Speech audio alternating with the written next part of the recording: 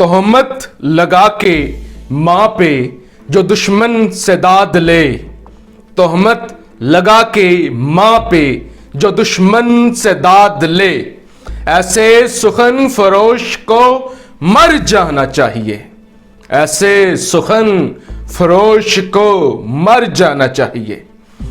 आज 29 मई 2021 है और आज दिन है हफ्ते का। मेरा नाम फैसल तारिड़ है। पाकिस्तान में जी एक अजीब ट्रेंड शुरू हो चुका है।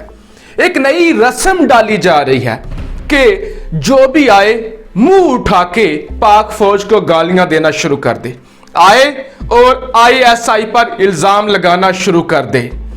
वो आईएसआई जो हर वक्त मुल्क के चप्पे चप्पे की हिफाजत करती है, जो गुमनाम है, जो गुमनाम हीरोज हैं, जिनको नहीं पता कि हमारी ईदें कैसी गुजरती हैं घरों में, जिनको नहीं पता कि उनके घर वालों का क्या हाल है, कोई पता नहीं, कोई किसी इंडिया के बाजार में फकीर बनकर बैठा हो, कोई पता नहीं, कोई इसराइल के अंदर कोई ज़ायनिस्ट यहूदियों का लबादा ओढ़ के, उन्हें लगे कि ऐसा है, उनका लबादा ओढ़ के बैठा हो और उनकी हर एक चीज का जायजा ले रहा हो। कोई पता नहीं कि पाकिस्तान के बाजारों के अंदर गर्मी के अंदर वो किसी फकीर का लबादा ओढ़ के बैठा हो और अपने मुल्क की, अपने नजरिए की, अपने मजहब की, अपने खित्ते की हिफाजत के लिए वो कुर्बानी दे रहा हो। फिर हमारी पाक फौज, नौजवान जो हर रोज वजीरिस्तान के अंदर शहीद होते हैं, पाक अफगान बॉर्डर पर शहीद होते हैं, एलओसी पर शहीद होते हैं, मुल्क के अंदर सैलाब आ जाए, मुल्क के अंदर तूफान आ जाए, मुल्क के अंदर जल्जला आ जाए, तो सबसे पहले मुल्क के अंदर कोरोना आ जाए, आपकी पुलिस कहती है कि हम अमल दरामद नहीं करवा सकते, बस हमारे हाथ खड़े हैं, हमारी कोई नहीं सुनता, हमारी कोई बात नहीं मानता। उस वक्त आपकी फौज आती है और आकर एसओपीज पर अमल करवाती है और जिसका दिल करता है वो आता है और पाक फौज को मुंह उठाकर गालियां देना शुरू कर देता है।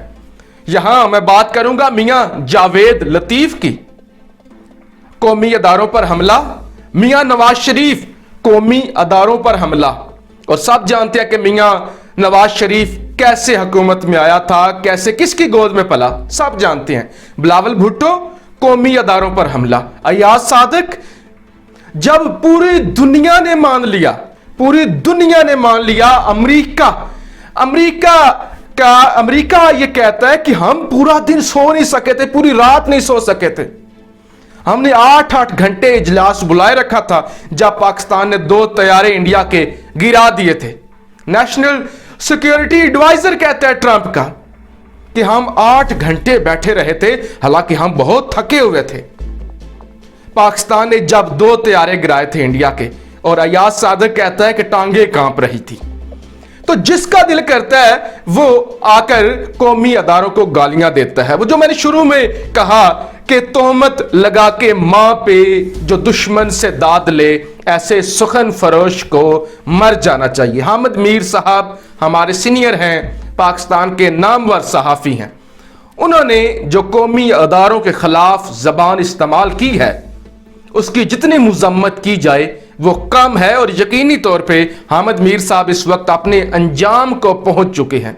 वो भी मैं आपको बताता हूं किस तरह अंजाम को पहुंच चुकी है।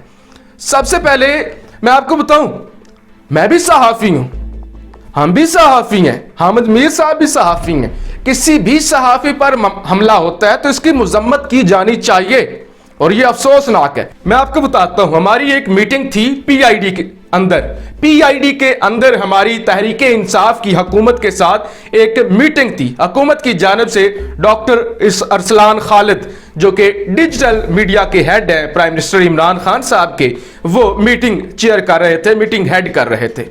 तो सबसे पहले जो मैंने उनसे सवाल किया था, मैंने कहा था कि हम अपने मुल्क को डिफेंड करते हैं, अपने मुल्क के नजरिए को डिफेंड करते हैं, हमारी सिक्योरिटी कौन करेगा? कल को हमें कुछ हो जाता है तो हमें सिक्योर कौन करेगा? तो ये तो खुद हम सब चाहते हैं कि जितने भी जर्नलिस्ट हैं, जो भी इस मुल्क के नजरियात की हिफाजत करती हैं, कौम को शऊर देते हैं, कौम को आगाह रखते हैं, उनकी सिक्योरिटी होनी चाहिए। लेकिन इस तरह की जबान इस्तेमाल करना, इतनी गलीज और घटिया जबान इस्तेमाल करना, इसकी मिसाल नहीं दी जा सकती। जरा आप पहले सुनिए और उसके बाद बात करते हैं कि हामिद मीर साहब ने अल्फाज क्या इस्तेमाल किए हैं।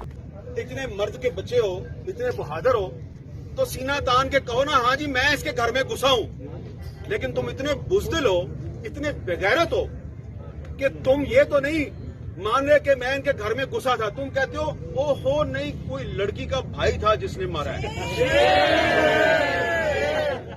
तो क्योंकि एक बहुत बेगैरत और बुज़दिल दुश्मन से वास्ता पड़ा है, तो इसलिए वो समझता है कि मेरा पता नहीं चलेगा, मैं नामालूम हूं।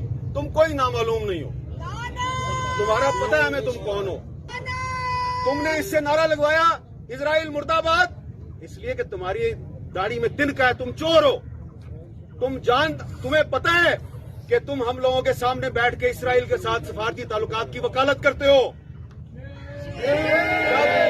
जब तुम लोग पाकिस्तान के मीडिया को इजराइल के हक में एक नैरेटिव बनाने में नाकाम हो जाते हो, तुम देखते हो ये मीडिया तो हर वक्त इजराइल की मुखालफत ही करता रहता है। तुम्हें इस पर बड़ा गुस्सा आता है। तुम फिर कभी मतीउल्लाह जान को उठा लेते हो, कभी अबसार आलम को गोलियां मारते हो, कभी असद तूर को उठा के घर में घुस के मारते हो। फिर तुम्हारा एक और भी प्रॉब्लम है, तुम कहते हो जी हमारे टैंकों को जंग लग गया, हम लड़ नहीं सकते, इंडिया से दोस्ती कर लो। जी, तो हामिद मीर साहब कहते हैं कि हमारा वास्ता एक बुज़दिल और बेगैरत दुश्मन से पड़ा है। हमारा वास्ता किसी आम दुश्मन से नहीं है, एक बुज़दिल और बेगैरत से है। और फिर उन्होंने कहा हमें पता है तुम कोई गुमनाम नहीं हो, तुम नामालूम नहीं हो, तुम मालूम हो। यानी उनका कोई ऐसे रैंडम वो बात नहीं कर रहे थे कि रैंडम वो किसी को भी कह रहे हैं और हम उसको पाक फौज के साथ और आईएसआई के साथ जोड़ रहे हैं। उन्होंने वाजिया उन्होंने कर दिया कि उनका इशारा जो है, इशारा नहीं बल्कि जो अटैक है, उनका जो अटैक है वो आईएसआई पर है, वो और पाक फौज पर है। और फिर बाद में कहते हैं कि अब वो लोग आएंगे मैदान में कि जिनको फौज या हुकूमत 50-50 हजार रुपया देती है, वो नौजवान यानी मेरे और बाकी जो मेरे दोस्त हैं जो पाक फौज को डिफेंड करते हैं, अपने मुल्क को डिफेंड करते हैं, 50-50 हजार। हामिद मीर साहब, मैं तकरीबन 2 सालों से अपने मुल्क के नजरियात को डिफेंड कर रहा हूं। इस हिसाब से मेरे 12 लाख बनते हैं पाक फौज की तरफ, अगर वो 50-50 हजार देते हैं। तो मेरी आपसे गुजारिश है, मैं बहुत जरा गरीब बंदा हूं, मुझे वो 12 लाख ले दें। अजीब जी तमाशा लगा हुआ है। बीबीसी के ऊपर कल एक इंटरव्यू दिया फवाद चौधरी ने। बीबीसी ने भी आईएसआई पर इल्जामात लगाए और पाक फौज पर इल्जामात लगाए, और फिर हामिद मीर को कनेक्ट करें मीर साहब का बयान और बीबीसी के ऊपर फवाद चौधरी के ऊपर जो इल्जामात लगे और जिस तरह के सवालात उनसे किए गए, और जो नवाज शरीफ, मरियम नवाज, अयाज सादिक, मियां जावेद लतीफ और एक वो कोई मुफ्ती हैं मेरे ख्याल से जमात इस्लामी की या कौन सी भी जमात की हैं, मौलाना फजलुर रहमान की जमात की हैं मुफ्ती, मुझे उनका नाम नहीं याद आ रहा। इन सारी चीजों को देखें तो आपको कड़ियां मिलाते मिलाते पता चलेगा कि ये सब एक हैं, ये सब एक हैं, इन सब का नजरिया एक है। एक और अहम बात लंबी हो रही है। कहा गया कि इस्राइल का एजेंडा, भैया पाकिस्तान ने एक यूएनओ के ओपन इजलास में करारदाद पेश की जो कल पास हुई है, जिस पर मैंने मुतअद्दिद वीडियोस की हैं और दुनिया भर में इसको सराहा जा रहा है। जो रेजोल्यूशन पास हुई है जिसको 4 दफा अमेरिका वीटो कर चुका था, जिसमें पाकिस्तान ने यह करारदाद पेश की कि इस्राइल दहशतगर्द है। और नेतन्याहू को जितनी आग लगी है, उसके बाद बेंजामिन नेतन्याहू ने जिस तरह कहा है कि यह जुनून है यहूदियों के खिलाफ, पाकिस्तान पर जिस तरह के उसने जबान इस्तेमाल की, तो अगर पाकिस्तान यहूदियों से याराना चाहता होता, इस्राइल के साथ हमारी फौज चाहती होती, तो फिर शाह महमूद कुरैशी या पाकिस्तान यूएनओ के अंदर जाके डिफेंड करता फलस्तीनियों को, या इस तरह की जाके करारदादें पेश करता। ये कोई समझ में आने वाली बात है।